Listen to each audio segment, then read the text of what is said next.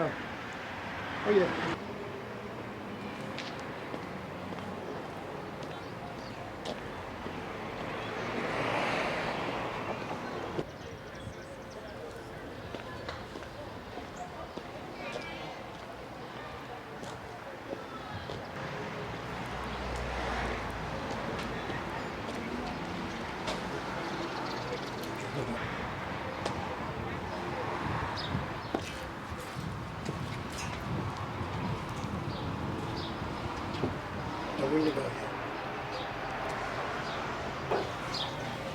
First Ward, Paterson, New Jersey, at the home of none other than Steve Brown.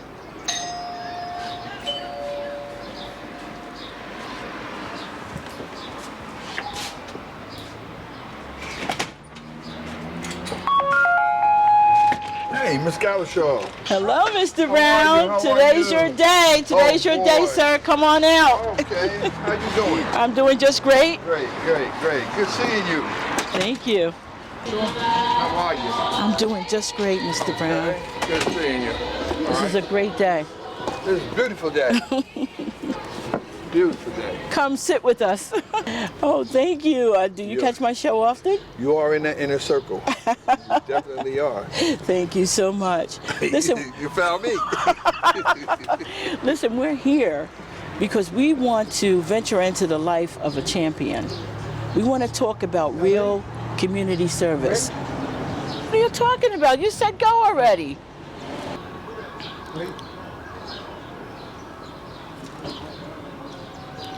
One thing we can say about Lynda Gallashaw is that Lynda Gallashaw knows talent.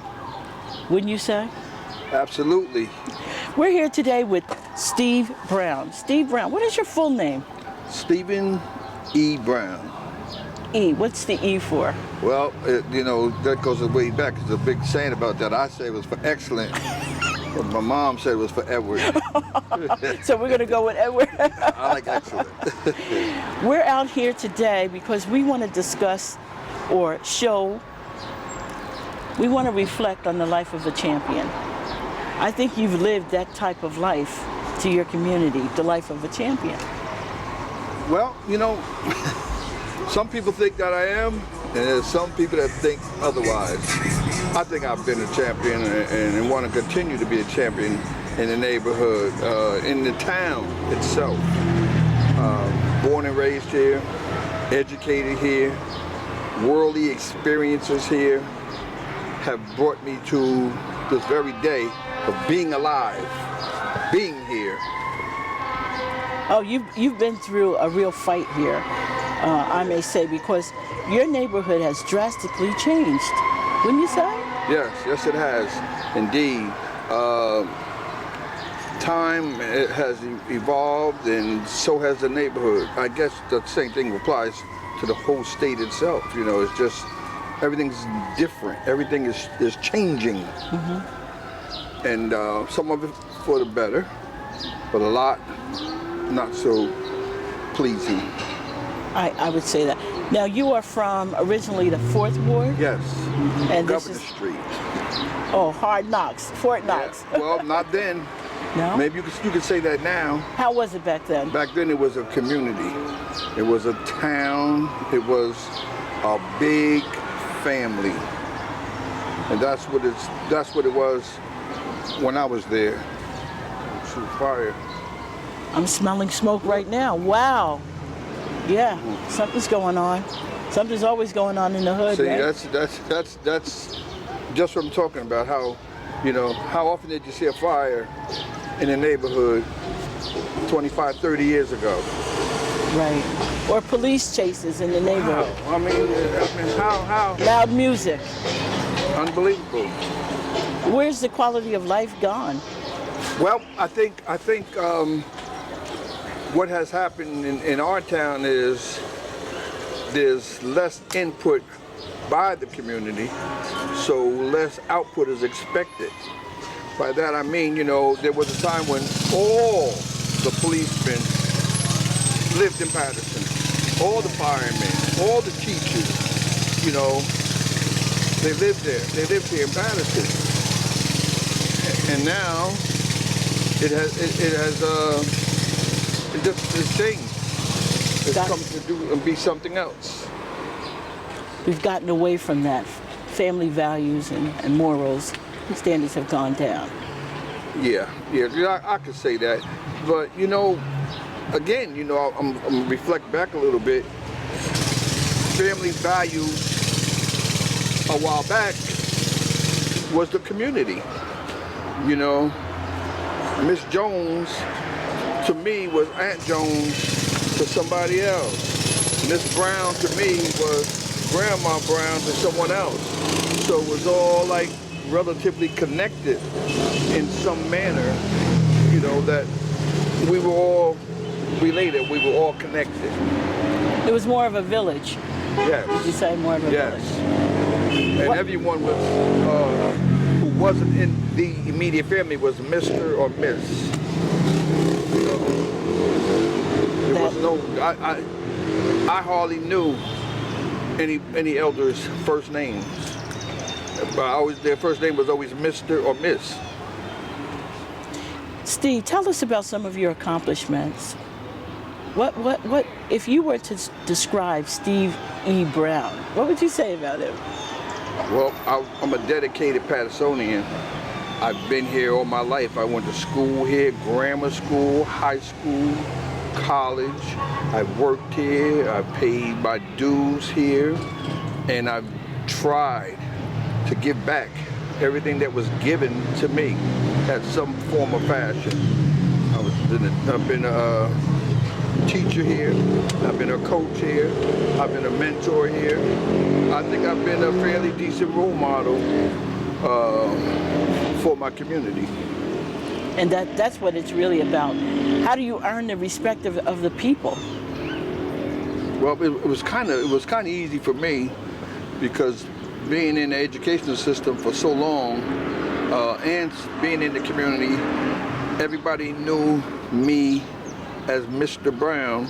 That's your name. Because of the school system. I have some friends that probably have a difficult time telling you what my first name is other than Mr. Mr. Brown. Right. So, Right. And, that's all you have to say is Mr. Brown. There's no other. We had a little short story where some friends of mine from the football team that came to Patterson to visit me, because when teams come from out of state, you always hook up with somebody that says, hey, when you get Patterson, man, look up Steve Brown or blah, blah, blah. But these guys were looking for me and they had my address on Main Street. So they were down to Lower Main and they was, hey, you guys know where some of these houses Steve Brown lived? Nobody knew who Steve Brown was. Then somebody said, oh, you mean Mr. Brown? Yeah, Mr. Brown. And when they said, Mr. Brown, they pointed down the street. He lived right down there. He lives in that house down there. The average citizen would know. Yeah. And Patterson is what, a population of at least 156,000? Yeah. And you can go on any side of the town. Yeah. And they know Mr. Brown. Know Mr. Brown. and see, and it's a thing where I've been here all my life. Even when I went to the professional ranks of playing ball, I still came home. I still was here. They would see me on TV and they say, hey, Mr. Brown, I saw you yesterday, I saw you last night, I saw you playing. So it was always a connection. It never was like it disappeared because I wasn't here, but I was always here. You stayed grounded. Yes. Even after the football season was over, I would come back to work, back in the classroom. Wow. I was a teacher and I love teaching. And that's another piece that has generated me through time is that all these kids, their parents and their parents' parents were my students. So everybody's, oh, Mr. Brown will take care of that. Oh, I was getting, to this very day, I get all kinds of assignments. Go ask Mr. Brown, go ask Mr. Brown. My grandmother told me to ask you, my grandfather told me to ask you. So there's always still an idea of connection to Mr. Brown. Now this is a lot of community. I mean, is it usually this noisy, this active like this? Any given day? It's lively. It's a lively community, and of course, it's a throughway to all the surrounding towns. We have Prospect Park, Hawthorne, Haledon, all the major highways, are reached through this neighborhood. Through this neighborhood, that's true. And they have to come through here to get where It they're is going. a pathway, that's right. Yes, and that's why it's so lively. What would you say about the leadership of today for Patterson? The leadership of Patterson politically or socially? Well, let's go socially. Well, socially, do we have any leaders on a social level? Yeah, but a lot of them, unlike myself, have kind of given up or just surrendered the idea that it will ever be what it used to be, and you just kind of now have to be satisfied with what you got. There's every effort or any effort will be in vain because somebody does not want to hear what you have to say about the situation. They just don't want to hear it. So actually the good guys are outnumbered here. Without a doubt. Without a doubt. And I always tell people since its origin, the city of Patterson has always been a money-making place, town, or area. Back to the factories and to the industrial part. The jobs and just being able to get some kind of assistance or service. And I think for that reason, why it's still attractive, because people still come here and make money. The only difference now is when they come here to make money, they leave and take the money. That's the problem. So there's nothing being really put back into our communities, into our town. It's like just being sucked dry. What would you say is the greatest resource of Patterson? Well, at one time I would say the greatest resource was its people, its community. And now I'll have a hard time explaining to you or describing what a community is now. At one time I knew every person in every house on every block. Wow. Now I just get to know my neighbors and they're moving and somebody else is coming. Very transient. Yeah. For a number of reasons.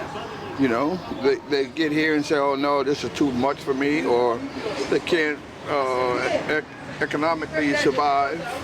So, it ends up being a thing where, they gotta move, or they gotta change places. Well, the ward that you're in is a high death count. There's a very high death count here. Homicide is on the rise every day. I mean, how often is a shooting now? Well, you'd say in the last 6 months, how often? There was gunfire here last night. There at the police department here.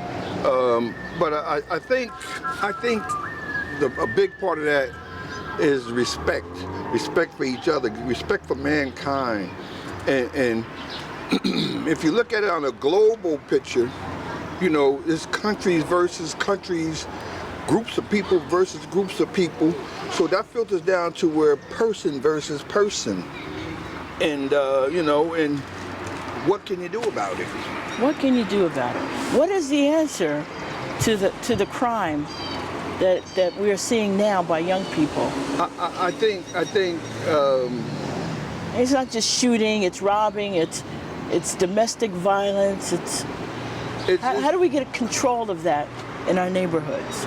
Well, it didn't happen overnight, so it's not going to end overnight, that's for sure. I think one of the things that we'll have to start trying to do is make folk understand that life is for real, life is important, life is valuable. I mean, breathing is a gift. Yes. And you have to respect that breathing, you have to respect that life. And if you don't respect that life of your own, how would you expect it from someone else? See, and I think there's just folks have lost focus on what's real. What's real? Where's the church in all of this? Well, see, I have the church is here, The church is existing. The churches do as much as they can, but you see, who goes to church? You see, when I was growing up, church was mandatory. There was, in our plan, I have come from a large family, but in our plan, there was nothing from 8 in the morning to 2 in the evening on Sunday. That's not yours. It's the Lord. That's God's. And grandma and grandpa and mommy and daddy said so, so that's what it was. That's what it was. Don't even think about nothing else.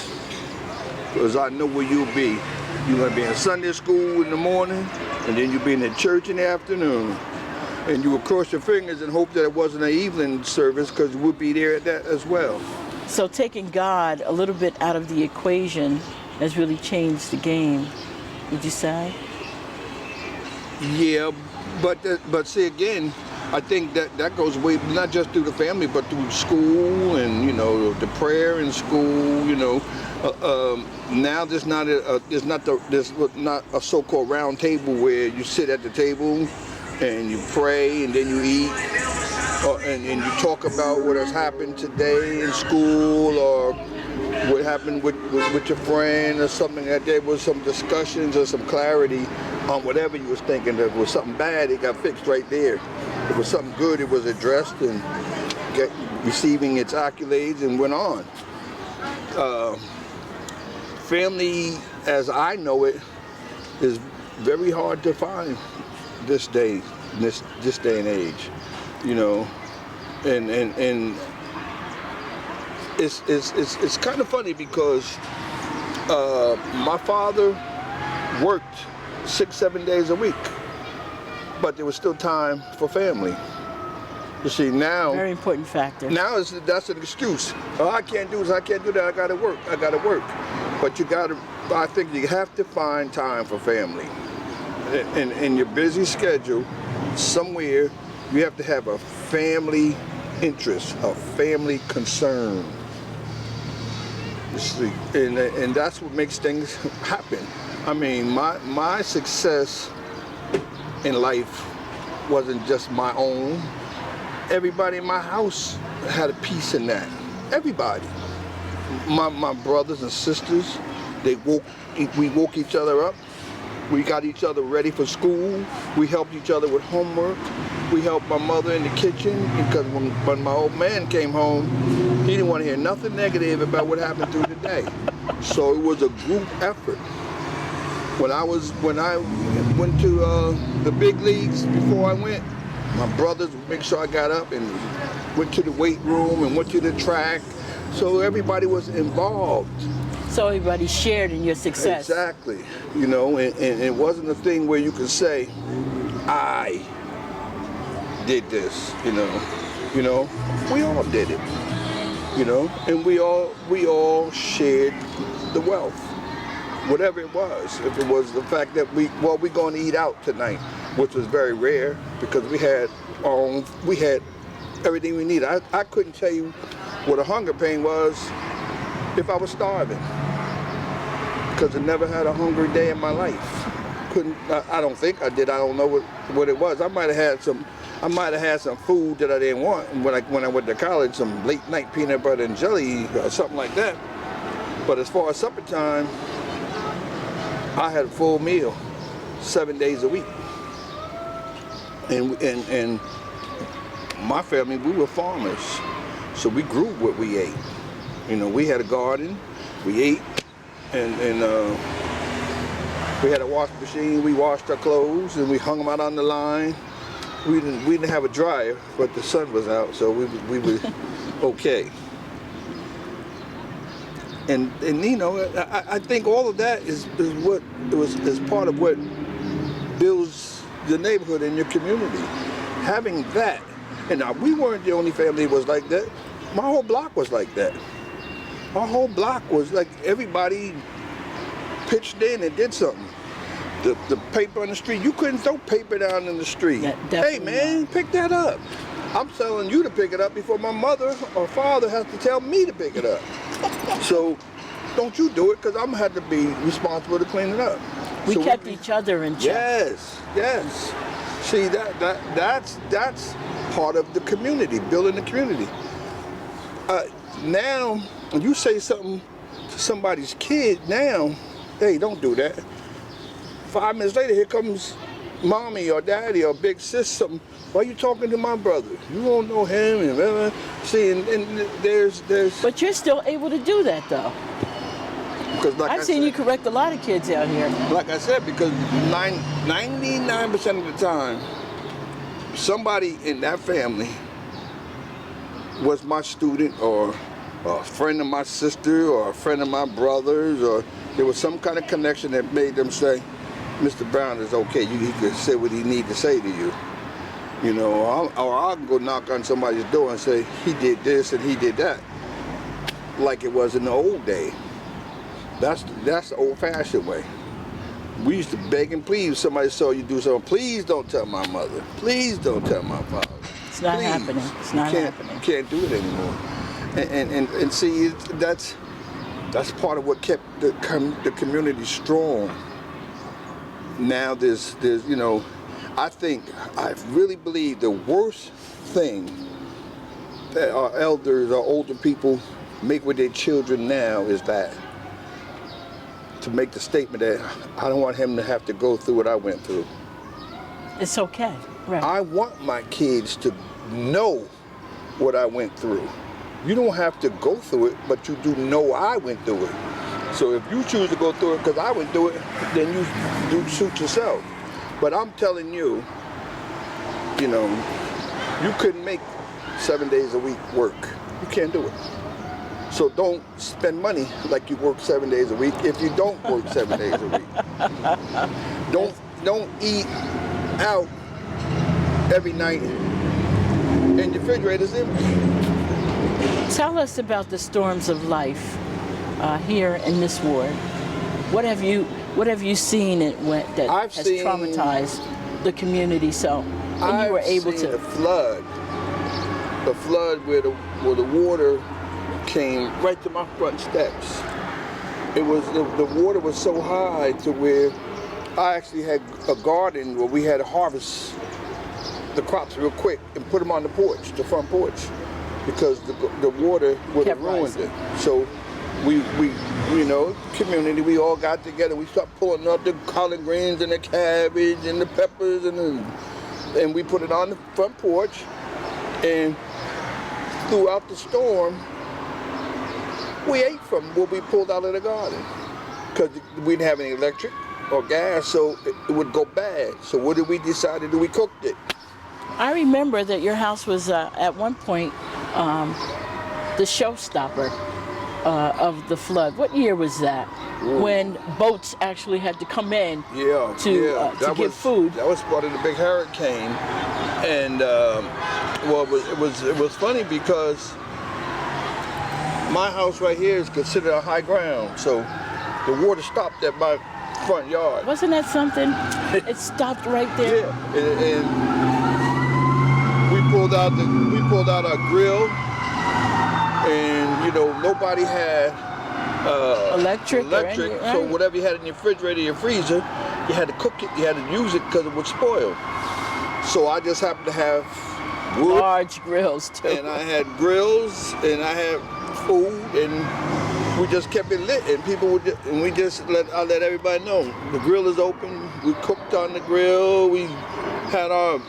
I remember Anthony Davis. He was the councilman at that time. Oh yeah. And I got a picture of him coming in on the boat, and it actually stopped got out right the boat, along here. And, we served some people, and he had got some provisions from somewhere, and he delivered them on the boat to the dry land, and we brought it in here. It was like a Noel story. Yeah, we went to we burgers and whatever else, other meats that he had, and that was, and we were, you know. So being there for the community is everything. Yeah, see, you have to be involved. It seems like you're very much involved. See, and see, that's the thing. See, everybody, as long as everybody knows everybody, there's some kind of respect. But here's the thing with our young folks now. If I know you, but know something negative about you, that's going to supersede the good in you. See, so he don't respect the law, he don't care. So kind of can't give any positive. He can't lead. Yeah, because So you think the expectation of a leader is too high? Is the bar too high? The expectation of the leader is not supported by everybody. You see, it's funny how you used to say the positive outweighs the negative, but now the negative outweighs the positive. Now, the bad guy is like the good guy. It's reversed itself. Yeah, how does that work? The guy that's destroying the not community. upstanding is the guy they look up to. For whatever reason, because they're afraid or because they think that's cool. And again, you know what, the media and the politics and the times don't contribute to the positive. I mean, you ever really watch a campaign and see the negativity in a campaign? Yes, as we're seeing. But see, the community picks out the negative. I could tell you more bad things about the politician than I can the good things, because the good things, I see. the good things don't outweigh the bad things. If the mayor gets a grant and and the grant goes to the parks, where are the parks at? So I don't know nothing about that grant because it didn't come to my park. Right. Is it even going where it's most needed? You don't know that either. See, you don't know. So therefore now when another grant comes, everybody waives their hand. Oh, it ain't gonna be for us anyway. So it's not even given any. So it removes hope. From the community. You're just gonna say, it's for some reason, whatever this means, it's not for us. Well, who's us? Who's us? See, it's for them. Well, who's them?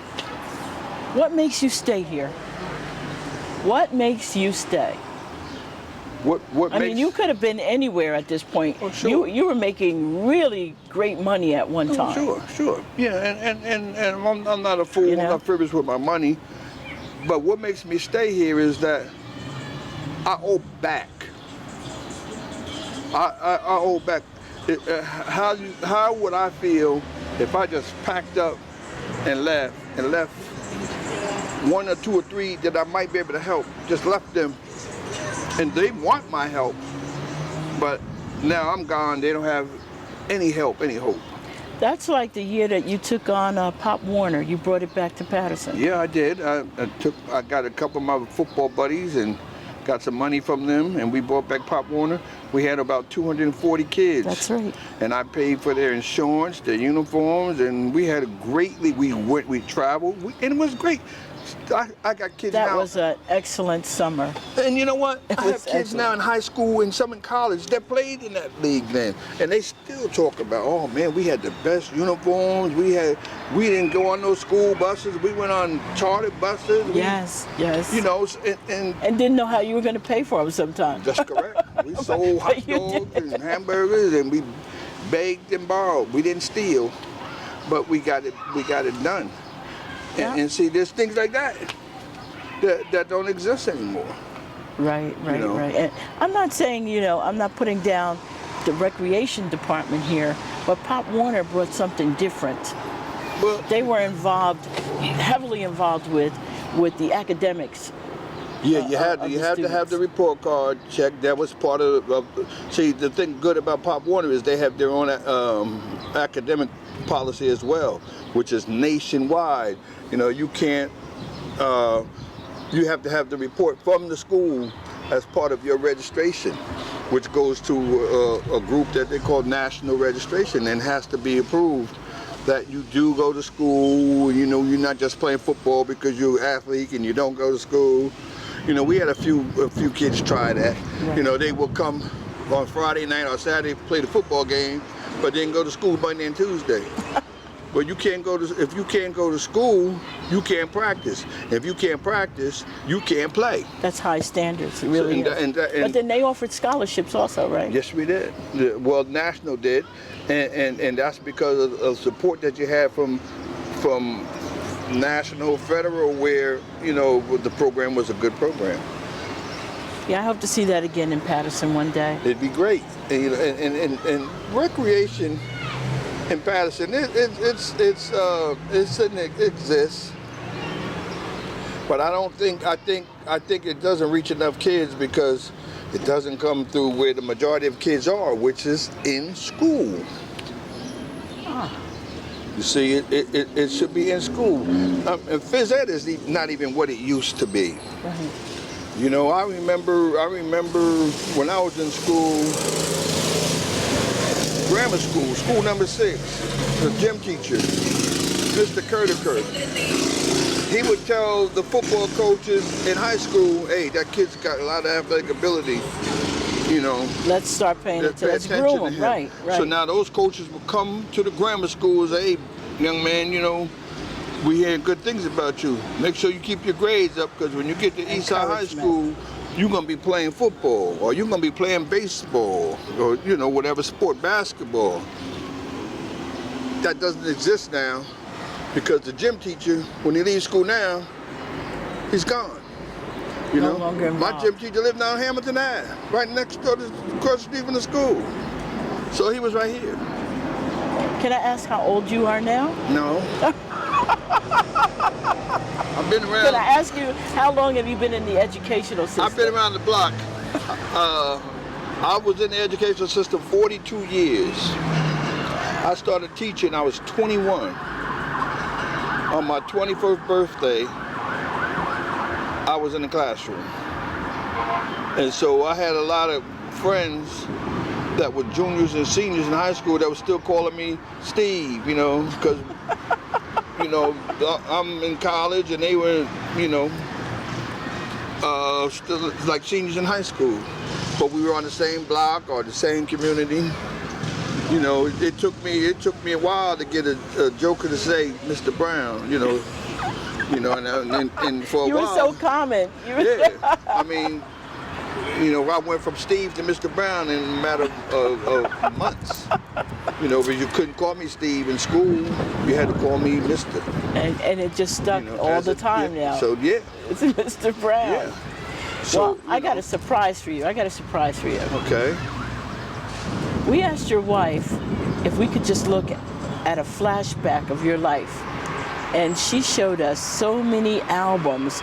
I said, can I just get one? Mm-hmm. And she's pulled out some really good stuff that I'd like you to explain or elaborate on. Okay, I have a pretty good collection.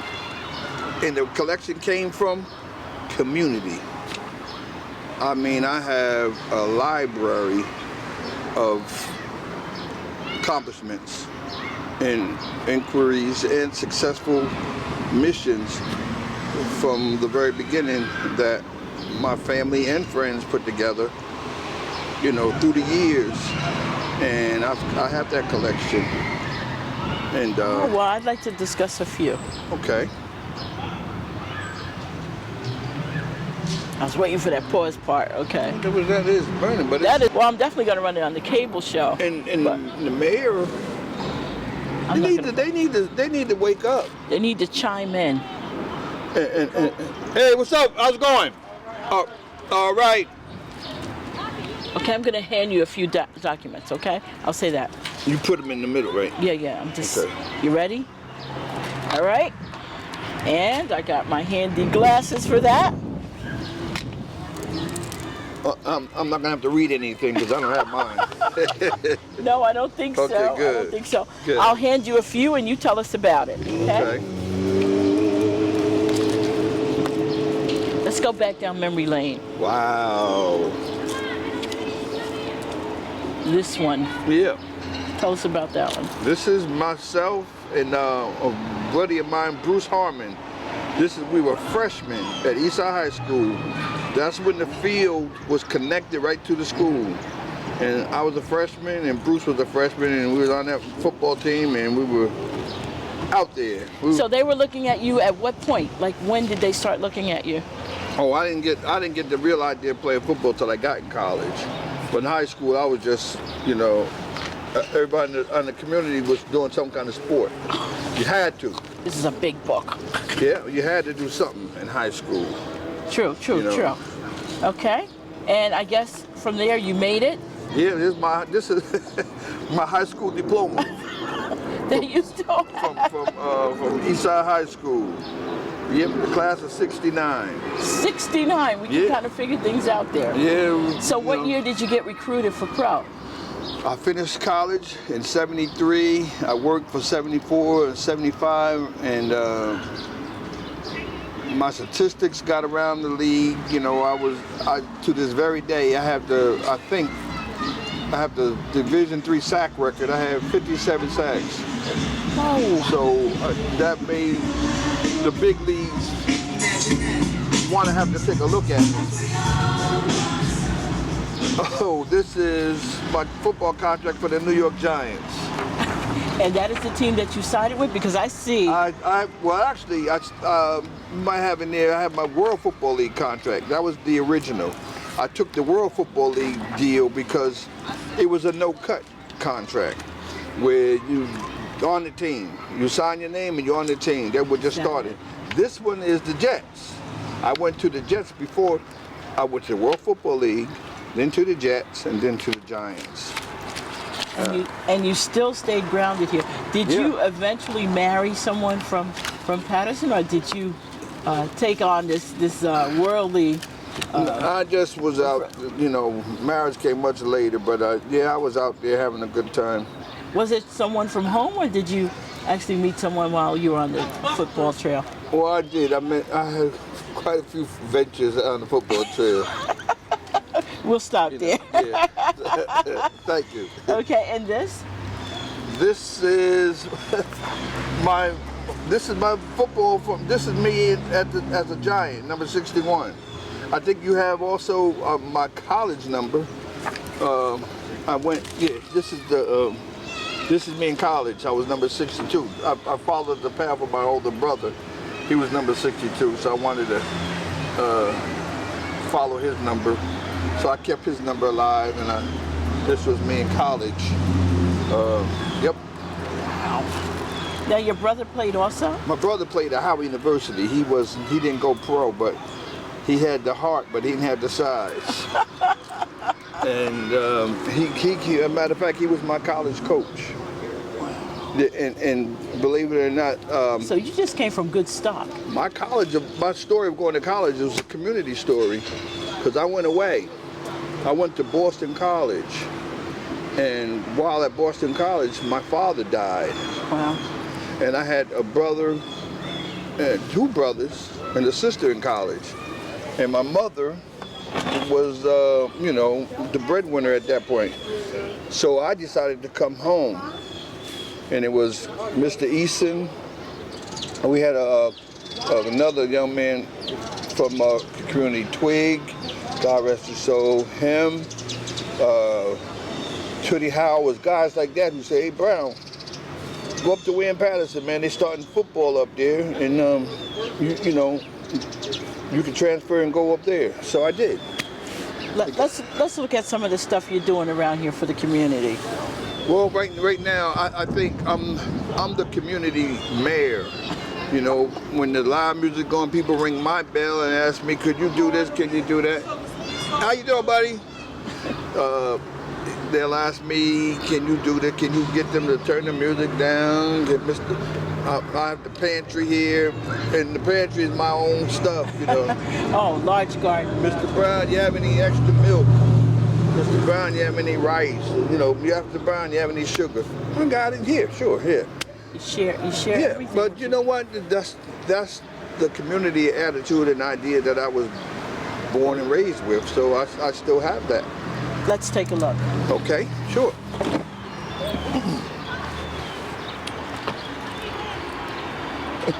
Okay, we're gonna freeze right here, 1 minute. All right, you got the camera off? Oh, okay. I'm saying you're gonna follow us, right? Okay. Now over here. We on? What do you keep this for? Now this is my little garden now, but at one time this went from. Turn towards the camera.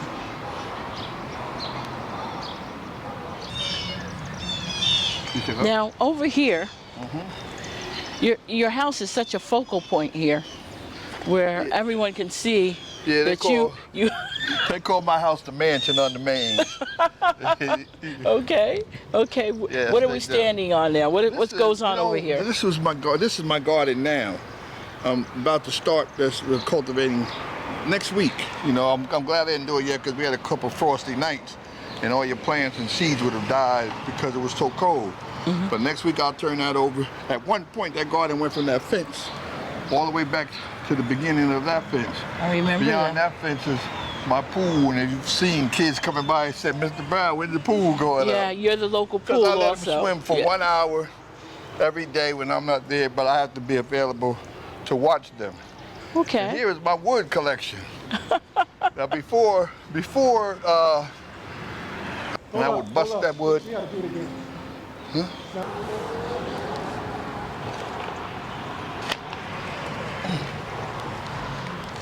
Okay, tell us about this. This is my little sanctuary. Let's do it again. Remember, you're supposed to turn all the way around, talk to the okay. Your camera. back isn't supposed to be. Don't tell him. Tell us about this. This is how I want it to go. I want you to just walk. Don't say nothing. Mr. Brown, I want you to turn. Right. And then I want you to turn too, so that you're both this way. Yeah, but I'm out of it, right? You're not out of it. You're a part of it. How do you just vanish from the shot if y'all walked over? Because you're zooming in on him. No. All right, I'm coming over here. You're good. Okay. You understand what I'm saying? Yeah, I got you. Okay. You got it?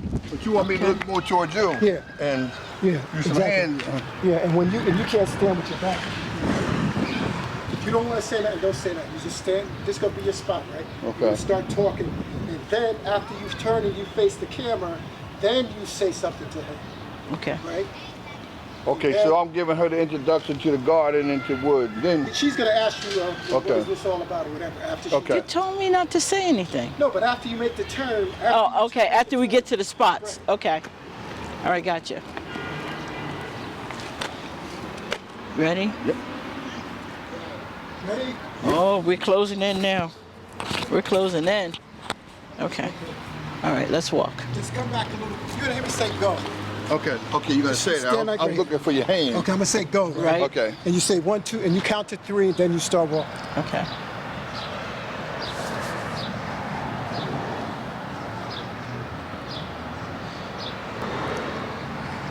Okay. 1, 2, 3.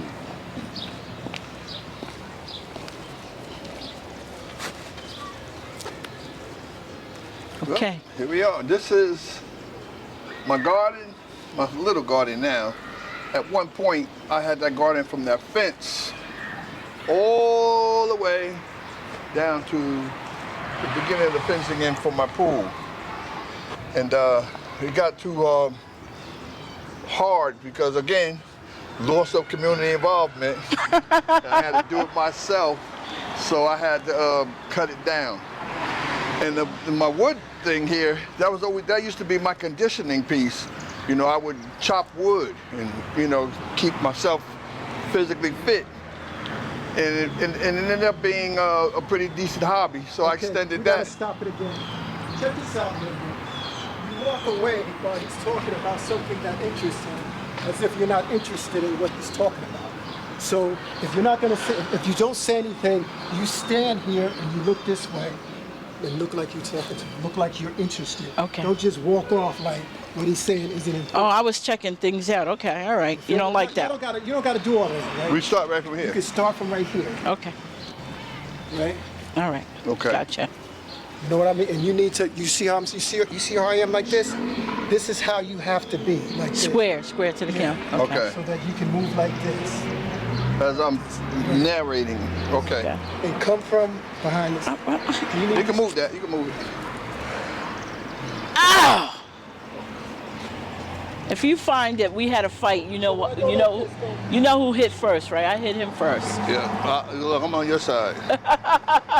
No matter what. You know, community. He's a perfectionist now. Tell us about it. Okay, then this was at one point the garden from the fence all the way back to the back fence. And again, we had community involvement, and the people would come by and help me weed in and stuff like that. and it got too big, it got too much. So I narrowed it down to this. Okay. And I made a bigger space for my wood. So I've narrowed the garden down and I picked up on the wood. The wood used to be my physical conditioning. You know, when my anger management, all that kind of stuff, I would come out with my axe and bust wood, chop wood. As time went by, I got modernized a little bit, and I bought me a splitter and you know, a couple saws. And I used to see you all the time through the winter with your sweat jacket on, throwing that axe. Yeah, busting that wood. That was my conditioning, you know, because I always had to feel like I had to stay a little bit physically fit in order just to maintain my own sanity of being a physical person. And so I did the wood thing. And what do you do with all this wood? Where did this wood go? Well, because this is just a little bit right now. Once winter kicks on. Yeah, well, I have some friends, you know, they have fire pits. I have fire pits. I cook a lot, you know, I like to grill a lot. You know, we'll sit around the fire and tell war stories. Okay, I'm going to do that again. I want you to say, well, a lot of it I give out to the community. Okay. There's some people I know that still have wood-burning stoves. Okay. And you know, electric is unaffordable for some folks, so I help them out. Okay. And then some I have for, you know, extra occasions. All right? Okay, let's do it again.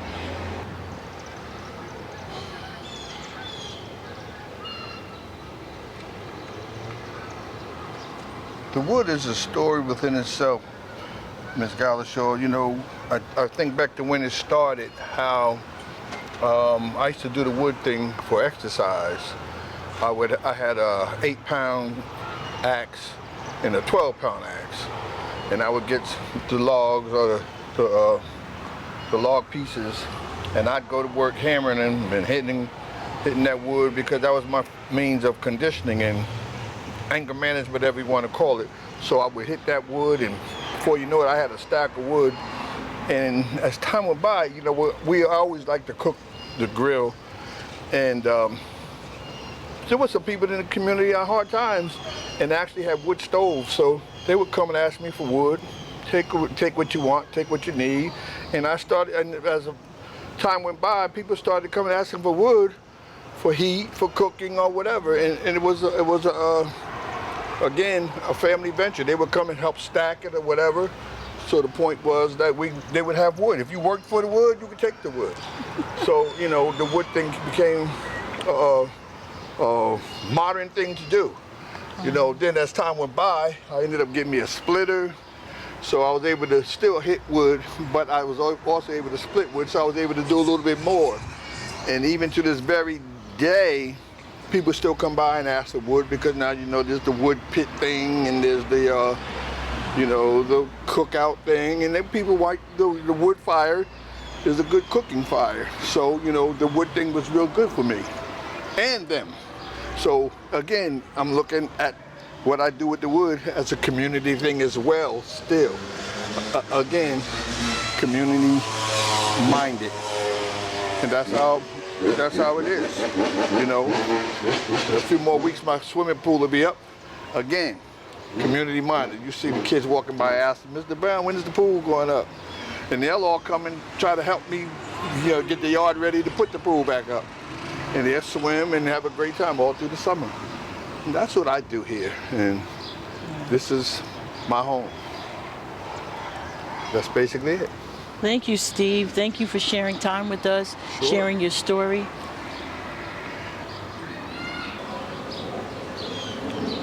And this is my community garden. What we do here is we just take it from this spot here and take it all the way back to the back. But in general, what has happened is we just try to, next week we'll start, we'll dig it up, we'll turn it, we'll weed it out, and we'll start planting. Community members, they come, and everybody does a little piece. We'll weed it out, we'll plant, we'll cultivate it, and water it and watch it grow. And throughout the whole fall and some of the winter, people could come and harvest whatever they need: cabbage, peppers, collard greens, potatoes, beans. We have, the only thing that I don't really put too much time in with are root plants, because they take a longer time, and I'd rather use the space for stuff that we can grow and eat right now. and this garden is a community garden, and we feed a lot of people out here, and they get what they want as much as they want, and we don't waste it. So, you know, in a week, this will be planted. It would normally be planted, but the weather has not permitted because we had some cold nights, and you put plants in when it's too cold, they'll wilt and they'll stunt, so they won't grow as heartily. So, being that we only do a one rotation planting process, you know, whatever grows at that time is what we go with for the whole season. Maybe once in a while, if we have a lot of extra plants or seeds, we'll plant them for winter plants. Like you can plant collard greens and turnip greens, stuff like that, through the fall. But basically, whatever we plant is consumed right away, and everybody's happy. And people come by, can I get collard? Yeah, come on, get them. Especially as long as you've been here throughout the process of helping weeding, because the hardest part of doing the garden is keeping it weeded and well fed. And that's what we do. It's organic, no chemicals, none of that. We just maintain it. And it's been very fruitful for me and for the community.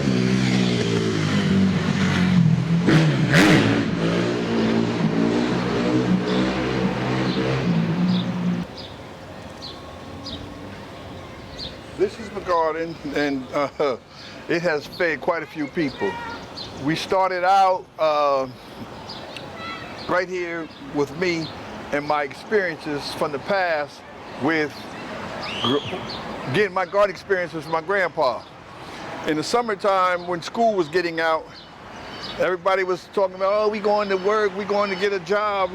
And me and my brothers and cousins, we would be crying because we knew we were going down south to Grandpa's farm. We were becoming farm hands. There was no work, wasn't no camp for us. It was that farm, that garden.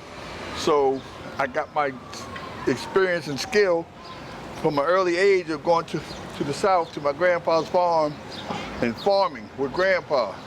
So I got a pretty good knowledge of what to do and how to do it. We grow collard greens, cabbage, peppers, onions, tomatoes, broccoli, some herbs, spices, but we grow it all here, and it's the community. People come by, and Mr. Brown, they're still asking me now, Mr. Brown, when are we going to start the garden? When are we going to get this thing growing? And we'll start probably next week. And within about 2 or 3 weeks' time, if you guys come back, you'll see this garden flourishing with green organic vegetables, and it's for the community. People come by sometime and ask, hey, Mr. Brown, can I have this? If you contributed some labor, what's in the garden is ours, is yours. But if you didn't do that, then maybe next year you can come and pitch in. If you want to be a part of receiving what this garden produces, then pitch in. And it's free. Now you buy all the seeds and everything yourself? I buy all the seeds and a little bit of the labor that it takes. I rent a land plow because, you know, we could do it by hand, but it's just so much faster. I do every once in a while sneak in some modern technology and forget about the mule and the plow and put that machine on it and get it done. So that's, you know, that's how we do it. And you know, and everything is just so rewarding and successful. It pays off. You know, I enjoy the hard work because what it produces. The results of the hard work and effort is so rewarding for me. I get overwhelmed with just being a part of that. And that's about it.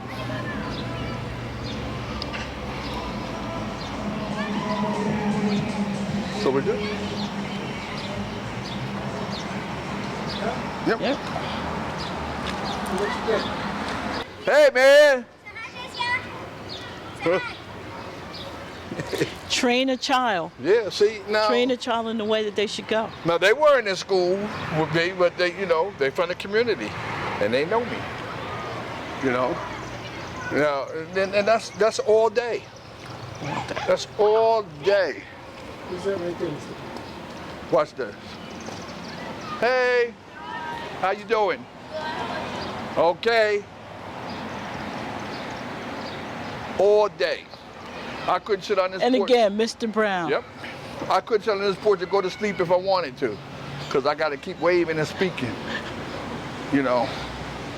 And it makes you feel okay. It makes you that It's exists, rewarding. you know.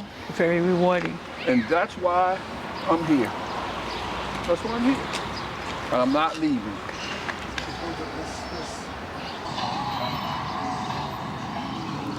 I don't think that we have a better example of community than what we have here in the 4th Ward. Because these are hard times. And some of our lowest income people live in this area. But they're making it. They're making it. They're finding... I just wish it could get a little bit back to what it used to be for me. You know, just to see where your efforts have turned into something positive. Just a little bit, you know, just to know that what you're doing has not been done in vain. And with, you know, this guy, with God's blessing, maybe to get back to the way it used to be. And I just hope that, you know, people become more receptive of what's real and what we need to be doing. Hey, Mr. Brown. Hello, darling. How are you? I'm good. Hey, baby girl. Hi, ma'am. How you doing? And, you know, there we are. Thanks. Hey, Mr. Brown. Say hi to Mr. Brown. Hey. Hi. That's it. So we good?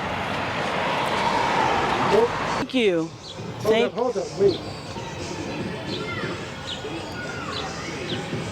Look at me and then go off into the stage. Thank you, Mr. Brown, for sharing your legacy with us. Thank you. Thank you for the time. And with God's blessings and the community's awakening, hopefully we will get where we should be, or as close to it as possible, in the foreseeable future. Man, I just hope it could be like that again. Thank you. Thank